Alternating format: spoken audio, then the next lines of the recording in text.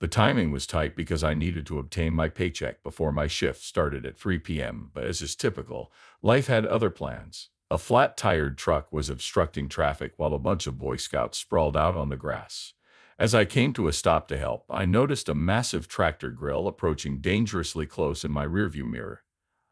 I can't believe I'm going to kick the bucket today.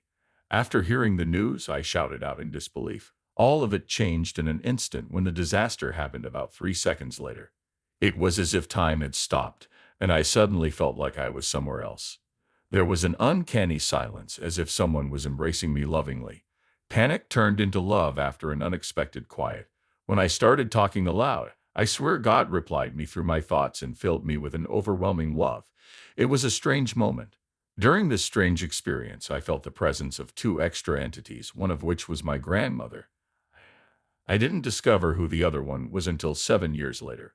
Despite growing up in a devoted Catholic home, I held hatred toward God as a result of childhood traumas and life's unanticipated outcomes. This undeniable proof pushed me to admit that something larger exists than I had previously imagined. Oh my, I totally messed this up, I exclaimed in a flash of insight. God exists. Instead of scolding me, God poured me with additional love and assured me that everything was all right. In this warm and friendly environment, I felt like a loved child. The experiences of my life, both happy and unpleasant, were vividly remembered. Even in the tiniest ways, I had to see the influence of my generosity on others. I felt a sense of fulfillment that I had never felt before since God was pleased with my good works. Reflecting on such altruistic actions made me smile since I knew I had brightened someone's day. Furthermore, God allowed me to feel the impact of the awful things that happened to me as I went through them. It was insightful, highlighting the importance of compassion and the ramifications of our actions. I am so grateful for the opportunity to live a meaningful life and learn from this great adventure. It was difficult for me to acknowledge the suffering I caused another person. My experience was different from what prayers might have indicated about God's judgment. How could you do that? And other harsh questions and threats from God did not come with this. I did not grow up believing in a God who punishes sinners. The most difficult thing was accepting God's pardon, but forgiving myself was in a different story. He informed me that in order to genuinely appreciate God's love, I needed to forgive myself. He simply wanted me to absorb His love, knowing that no matter how many times I failed, He still loved me. Learning to love God is similar to learning to love your children. It requires constant devotion in all circumstances. God and my parenting seminars warned me that I might not approve of their actions. What I said hurt my children's feelings. I felt like an idiot and had to apologize several times, but God still loved me. Following the life cycle, God reveals my purpose for being here on earth. This is extremely important, especially to me. Throughout my years of harsh self-criticism, I began to assume that God was unfamiliar with me. Why make you unique if you're supposed to be a copycat? He struck me hard. Nobody could pass judgment since everyone found job. There is room for everyone. I had an opportunity to speak with God and inquire about my family. As it turns out, I chose them to acquire experience points. I made bad decisions because I lacked faith in myself. God proclaimed that the earth is a classroom. The life review is the final test we will take after completing all of our classes. You can advance once you have passed it. Everything fell into place after I arrived home. Accept and embrace love, the vast love of God and our ability to love one another. Then, supernatural intervention defined my responsibilities. Told myself, I've got this. Do you believe this? An important question, stay or go. Something I meant to say was heard. I chose to stay despite preferring the good above the bad, wanting to right earlier wrongs and reveling in God's earthly love. He said, I must stay, perhaps in a rush. The film finished, and so did our talk with God. Laughter stopped abruptly. Then it struck me, I'm right back where I started, gritting my teeth and nervously steering. My mind was blown by how much I learned in such a short amount of time. Nothing made sense, and I wished I had more time to appreciate life. Boom, Earth mode has been restored. I sensed God's presence, my grandmother's vitality, and a friend's soul. Foot off brake, pedal to the metal. It was completed with no questions. My family believes I died after colliding with a truck. If I had jumped before the disaster, the public might have thought my death was unfortunate. Is this correct?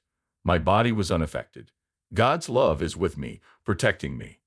I avoided glancing back at my ruined van later on because I was afraid I'd lose my God-loving mood. A daytime nurse who was too overwhelmed to complete any work that day. When I realized what had happened, the cops arrived, and I cried. My heart burst, and I couldn't tell anyone about the incredible arrangement. I don't understand, but you saved a lot today, the cop commented. Everybody is okay. The accident had a negative impact on both my physical and mental well-being. Even with the whiplash, that impassioned episode taught me to embrace life in all its frailty and beauty. I recognized my decision to stay. Take your pick, but I didn't tell anybody. I don't want people to think I'm insane and put me in a mental facility. My life's purpose seemed clear during my evaluation, but following the crash, the intricacies of my task became unclear. Like everyone else, I'm now a small mouse trying to navigate life's maze. When things get tough, I can do that as a statement that keeps me grounded in difficult situations. I am inspired to do things that please God because I know He is on my side. On my nightstand, I have a picture of myself from first grade to remind me that I am God's child. When things become difficult, I remember to take a deep breath, prepare my next move, and prevent negative thinking. Is this my only oops moment? I'm doing my best, yet I sometimes fall short. I should mention that my husband had wrecked my automobile a week before to the crash. What a letdown. I lost my first car. However, it appears that destiny played a role. I was fortunate to escape the crash unhurt due to the van I was driving. If another ride had been used that day, it could have resulted in disaster. The year after the disaster was pretty exciting. During difficult times, concerns about remaining arose. Still, I'm glad I stayed, given everything I've learned and all the amazing things that have happened to me. Finding a spiritual home following a near-death experience or when caring for a dying loved one is difficult. Just like a church orphan, I'm looking for a home. The office feels too much like a church, but individuals who share my ideals. After 2 days of suffering from the accident, I went to church wearing a neck brace.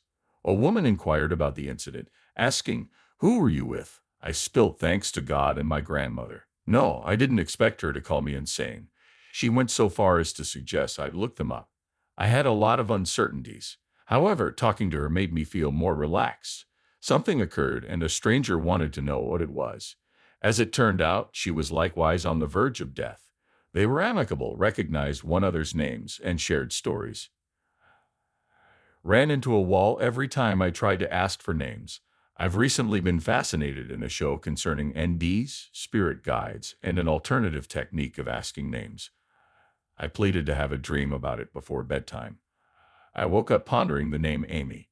My opinions were disputed, but they grew stronger. As a result, I now rely on Amy. The more I believe in divine intervention, the more I receive. Amy and I are in continual motion. If you are unsure about being escorted, please allow me to simplify the situation. In moments of deadlock, I find that taking a nap allows me to solve the problem in my dreams. Amy is jumping in to help out. I can get an answer right now without